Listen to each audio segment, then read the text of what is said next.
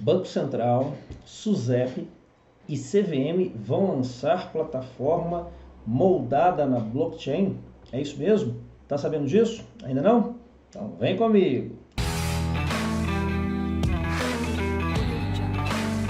Então, eu sou o Marcílio e este é o canal Sou Rico e Agora. Mais uma novidade do mercado, mais organizações públicas que adotam aí esse modelo que veio para ficar em termos de gestão de processos. A blockchain já está sendo usada por várias empresas privadas, mas empresas públicas ainda criam certa resistência para adotar uma tecnologia que tem feito muito sucesso. Uma tecnologia que, segundo os especialistas, veio para ficar, veio para revolucionar o mercado de gestão de processos, um mercado que precisa muito de uma gestão eficiente, barata, quem sabe com um custo praticamente zero e com uma qualidade de serviços jamais vista no mercado brasileiro. É muito comum a gente já ter empresas públicas em outras nações, em outros países, utilizando aí a blockchain, utilizando essa tecnologia, esse meio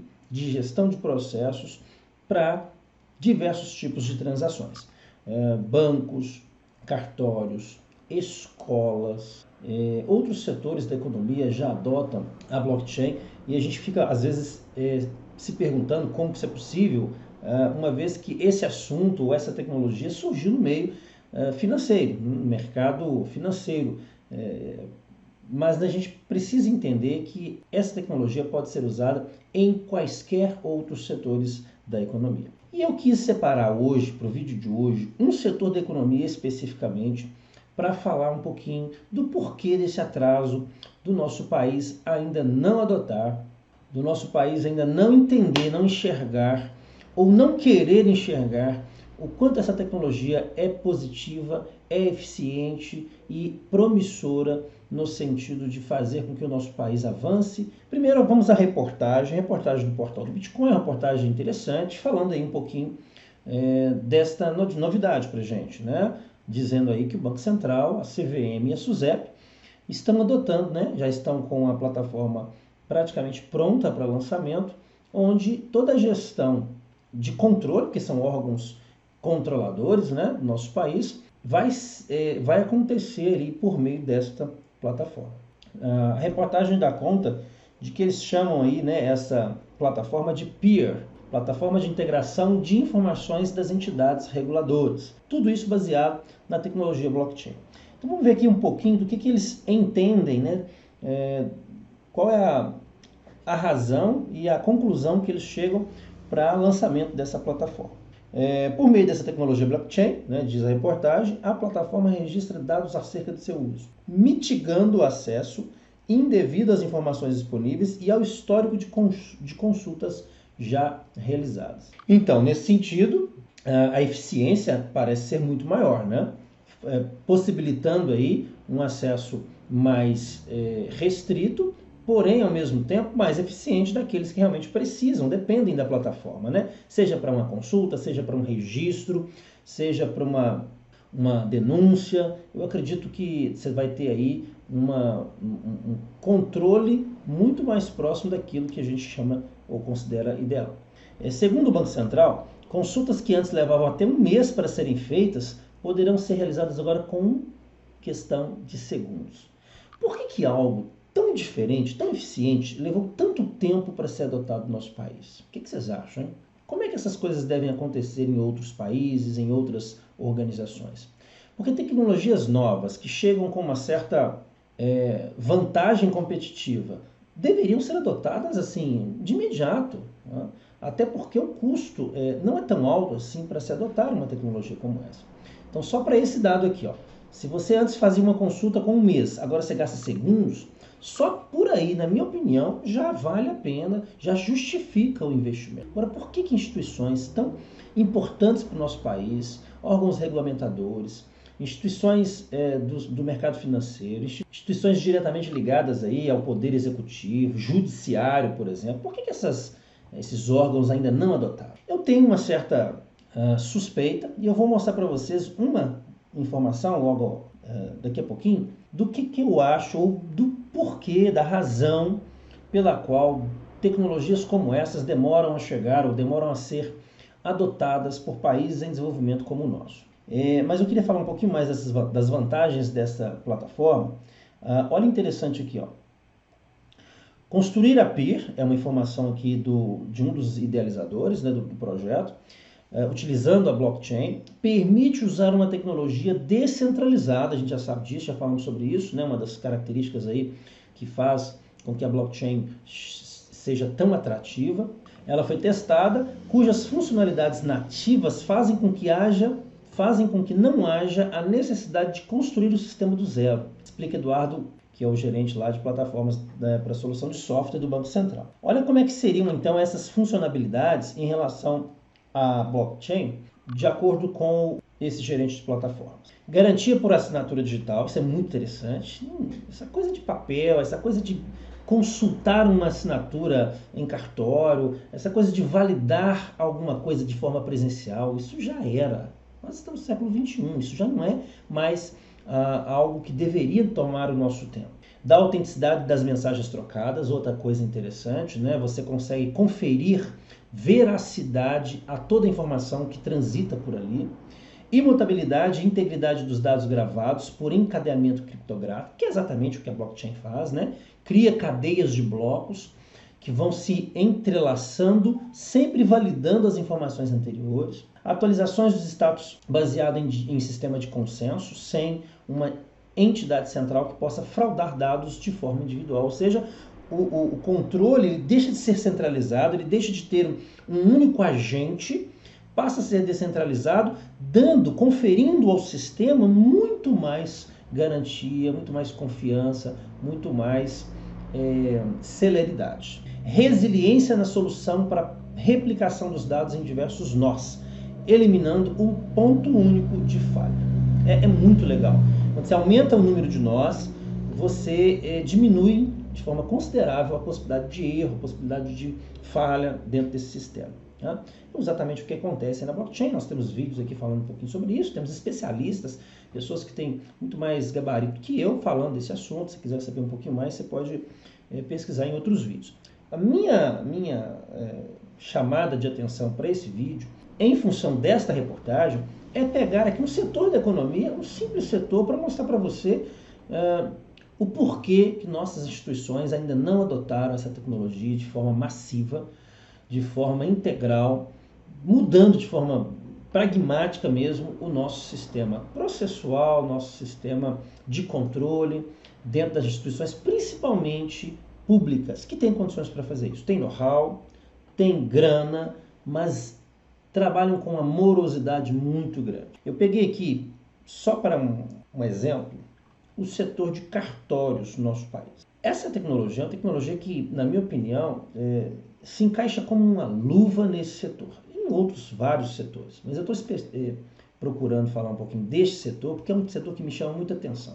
Quando o gerente de plataformas aqui utiliza a expressão autenticidade das mensagens trocadas e assinatura digital, eu fiquei lembrando desse setor, sabe? Quanto que esse setor é milionário, bilionário no nosso país e serve simples e puramente para abrigar empregos para famílias oligárquicas, famílias que já são empoderadas de outras formas dentro do nosso país e aproveitam mais ainda esse setor para criarem verdadeiros impérios. Querem ver? Trouxe dados para vocês. Uma pesquisa muito simples que a gente faz dentro da CNJ, né, que é o Conselho Nacional de Justiça. É uma plataforma pouco divulgada dentro do nosso país, poucas pessoas conhecem e sabem quantas informações relevantes e públicas estão ali disponíveis.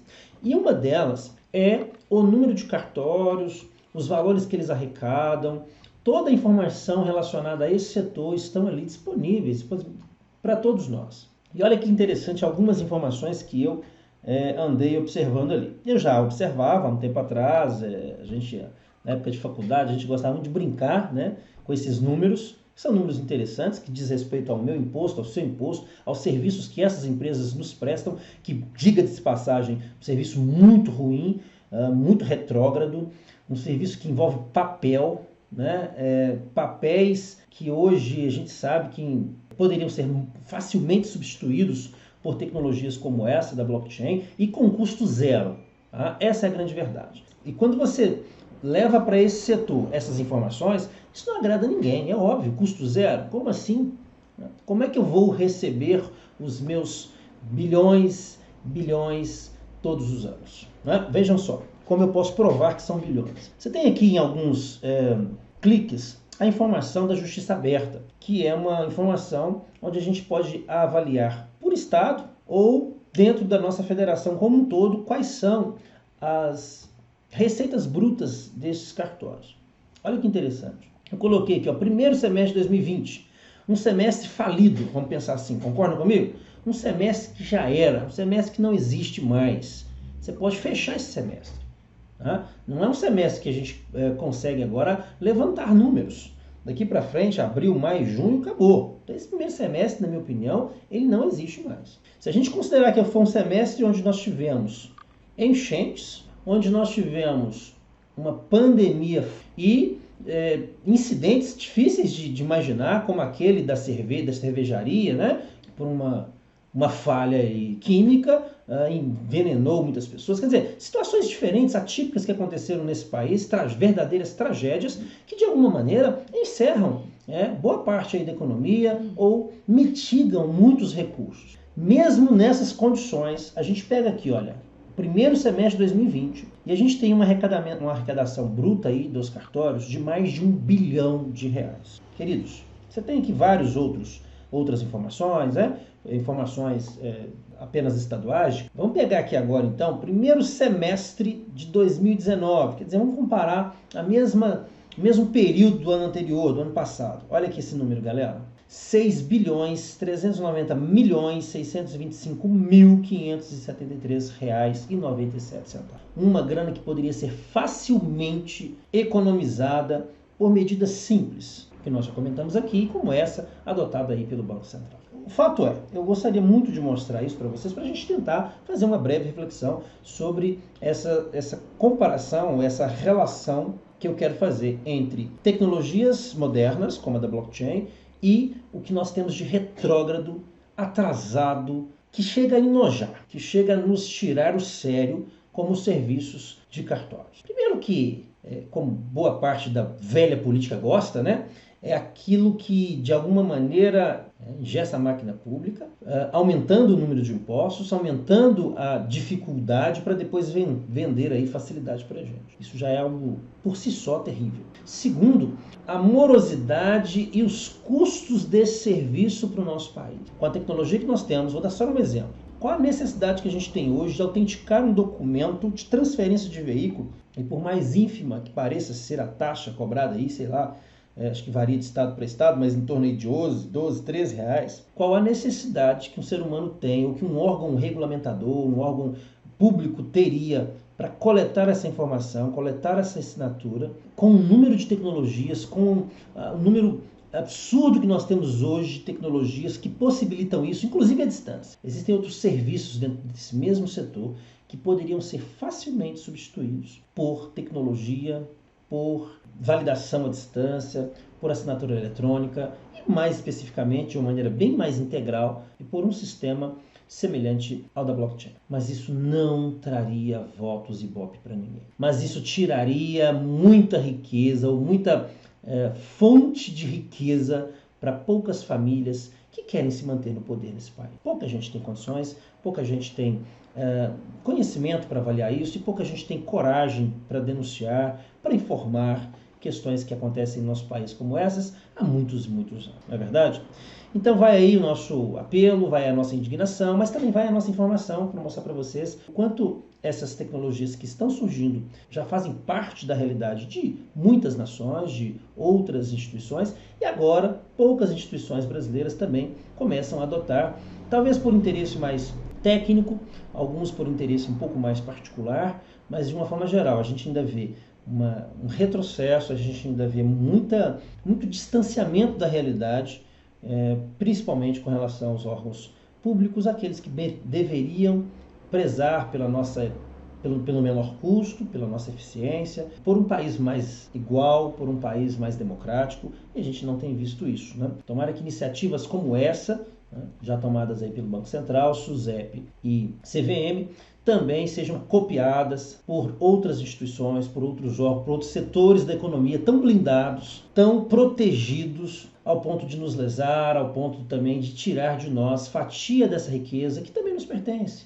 Riquezas que estão aqui no nosso país, riquezas que foram geradas por muito trabalho, diante de muita luta, de um povo já sofrido, de um povo que merece crescer de forma um pouquinho mais equilibrada, um pouco mais igual. Tá certo? Espero que você tenha gostado do vídeo. Gostando, deixa seu like. Se você preferir fazer algum comentário, alguma crítica, não deixe de fazer. Compartilhe. Forte abraço e até o próximo vídeo.